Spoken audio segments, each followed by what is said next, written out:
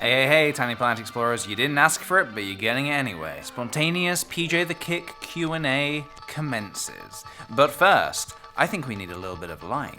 Patau feels a little bit like a hospital / I'm being interrogated. Let's change it up a little bit. I'm thinking over my shoulder here, I want a little bit of fuchsia. Thinking dude over here, give me something a little bit warm, a little bit tasty, a little bit warm and tasty. Yeah, that's nice. And then on my face, I'm thinking a little lick of blue. Just a little lick of blue across my face. Yeah, that's nice. How about that? Very nice. Beautiful, some would say. And on that note, let's begin. Film school, yay or nay?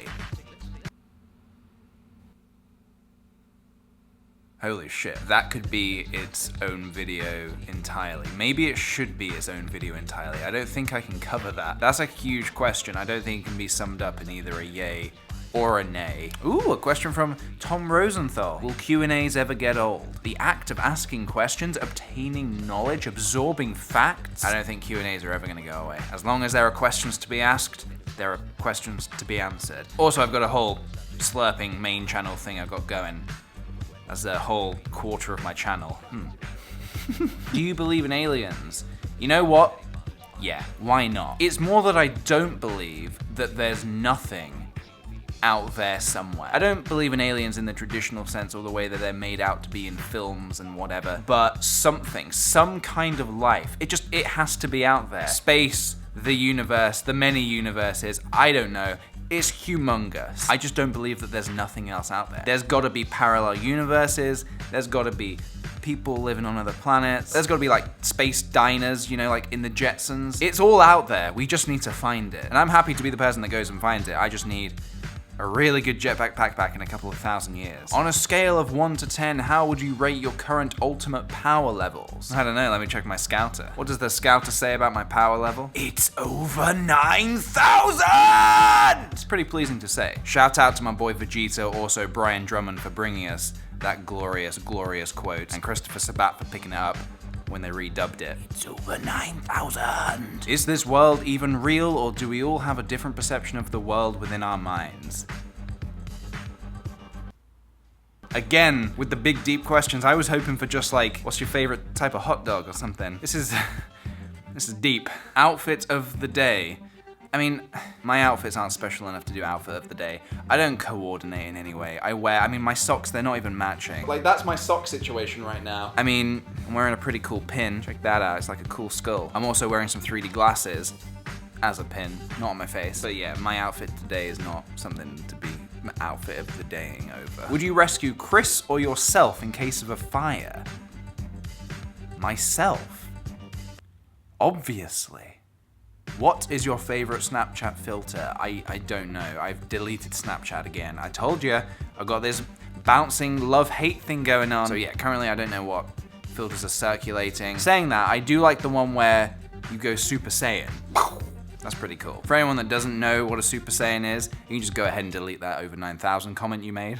Have you ever visited Canada? A couple of times actually, yes, for Buffer Festival. I've visited Toronto and it is delightful. Really lovely city, really lovely people, really lovely food. Would happily visit again. If you could have any mythical creature as a pet, what would it be? I think it would be a magical dog because, hell, Finn looks like he's always having such a fun time, and I could use a Jake in my life. Are there any places you hope to visit soon? I would really, really love to go to Iceland. So, yeah. Are you gonna release any new merch soon? Yes. I just had to check that there wasn't any just sitting on, there's some just out of shot there.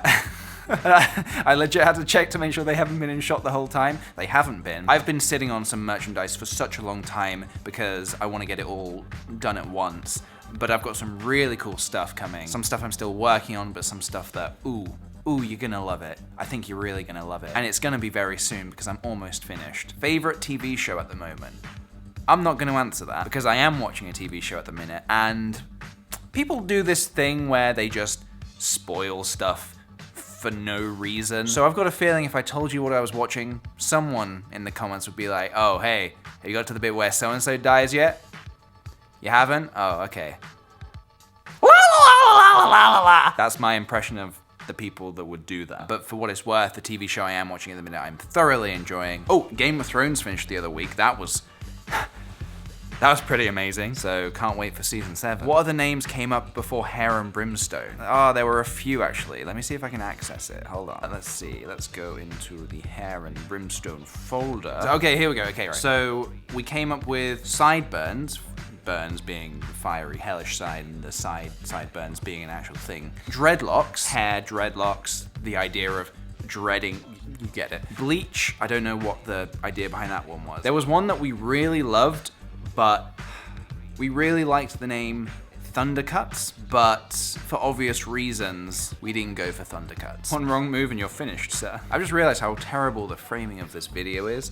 Oh my god, PJ, come on, man. Best Pokemon to ever exist. Cyndaquil, motherfucker.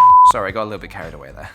I just really love Cyndaquil. Do you look up to any filmmakers, or do you prefer not comparing yourself to anyone? I think you can definitely look up to filmmakers and not have to compare yourself. Like, I'm very inspired by Michel Gondry, but I wouldn't say I mimic what he does. I'm just inspired in the way that he uses crafts and stuff that is very accessible to someone with not a huge amount of money. I look up to Wes Anderson. I think he's an amazing filmmaker, but I'm pretty shit at symmetry. I can't make a shot symmetrical, so I think he's great at what he does, but I could never compare myself to him. And there are tons of other people that I look up to, but I'm just inspired by them. They make me want to create. There are certain people I see making stuff, and it doesn't make me want to make what they make. It just makes me feel like I want to make. It's a weird feeling that I think you only truly know if you make stuff. What do you say about Donald Trump? There is only one thing we say about Donald Trump. Not today. Okay, last question, let's make it a good one. Can you name my pug? I can certainly give it a go, feel free to take any of the following suggestions. Pugsley, Pugtator, Puglife, the Pugfather, For Pug's Sake, Lady Pug, Pugtober, Coffee Pug, Ear Pug, Pugster, Edgar, Pumpkin, Dinky, Laptop, Stumpy, Gizmo, Pepper, Queenie, Tootsie, Coco, Toby, Rascal, and Wi-Fi. So feel free to choose any of those, or recommend more none of them. But yeah, thank you all very much for watching. Thank you very much for your questions. I'll see you guys in the next video. PJ, out. Beanbag transition.